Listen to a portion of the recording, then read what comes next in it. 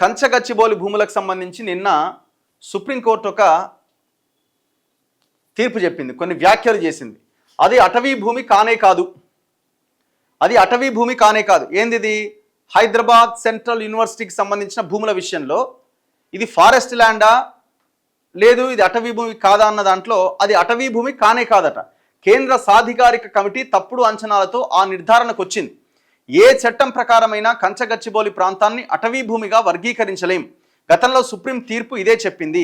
సుప్రీంకోర్టుకు తాజాగా సమర్పించిన సమగ్ర అఫిడవిట్లో రాష్ట్ర ప్రభుత్వం వెల్లడి.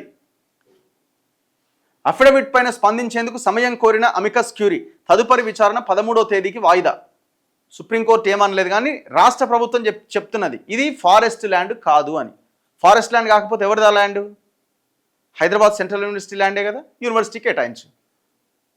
సరే, నీకు ఆ చెట్లు తీసేయాలని ఆలోచన ఉంది కదా, చెట్లు తీసేయాలని ఆలోచన. ఏం చేస్తావు ఆ భూమిని? ఏం చేయాలనుకుంటున్నావు ఆ భూమిని? ఎవరికో ప్రైవేట్ వానికి కట్టబెట్టాలనుకుంటున్నావు, అంతే కదా నువ్వు చేసే ప్లాన్ కాదా? ఇప్పుడు ఎన్నో కొన్ని చెట్టు పెరిగినైతే కనబడుతున్నది కదా, అది అటవీ భూమా కాదా, ఫారెస్ట్ దాని కిందనే ఉందా లేదా పక్కన పెట్టు. చెట్లు అయితే పెరిగినాయి కదా, కొన్ని ఏవో ప్రాణులు కనబడుతున్నాయి కదా, దాన్ని ఎకో సిస్టమ్గా డెవలప్ చేయి, ఒక పార్క్ లాగా డెవలప్ చేయి. అసలు ఆ గచ్చిబౌలి ఆ ప్రాంతంలో మొత్తం టవర్లు బిల్డింగ్లు రోడ్లతోటి అసలు ఆడ కనీసం గాలి కూడా చక్కగలేదు, చాలా దారుణంగా ఉంటుంది. దాన్ని ఒక ఎకో సిస్టమ్ దాని కింద బిల్డ్ చేయి, చుట్టూ ఉన్న ఆ ప్రాంతానికి ఒక మంచి పర్యావరణాన్ని కాపాడే ప్రాంతంగా అది తయారవుతుంది.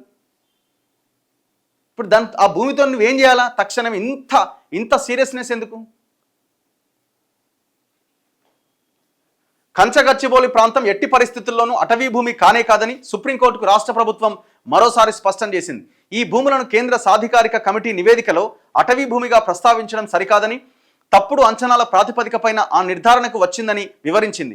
ఏ చట్టాల ప్రకారం చూసినా ఆ ప్రాంతాన్ని అటవీ భూమిగా వర్గీకరించడానికి వీల్లేదని, గతంలోని సుప్రీం తీర్పు కూడా ఇదే విషయాన్ని సమర్థిస్తోందని సుప్రీంకోర్టుకు సమర్పించిన తాజా అఫిడవిట్లో స్పష్టం చేసింది. కంచగచ్చిబౌలి భూముల అంశంలో సుమోటో కేసుతో పాటు ఇతరుల పిటిషన్లపైన సిజేఐ జస్టిస్ బిఆర్ గవాయ్ నేతృత్వంలో justice K Vinod Chandran, justice Joymalya బాగ్చీలతో కూడిన త్రిసభ్య ధర్మాసనం బుధవారం మరోసారి విచారణ చేపట్టింది. సో దీంతో విచారణ వాయిదా పడింది. ఎప్పుడు 13వ తేదీకి మళ్ళీ విచారణ వాయిదా పడింది. రాష్ట్ర ప్రభుత్వం మాత్రం ఇది అటవీ భూమి కానే కాదు అంటుంది. ఇది హైదరాబాద్ సెంట్రల్ యూనివర్సిటీ భూమే కాదా? ఆ యూనివర్సిటీ కదా, నువ్వు తీసుకునే అధికారం నీకు ఎక్కడిది? ఆనాడు మీరు గవర్నమెంట్లో ఉన్నప్పుడే దాదాపు 1000 ఎకరాలకు సంబంధించిన భూమి దాని కింద ఉన్నది.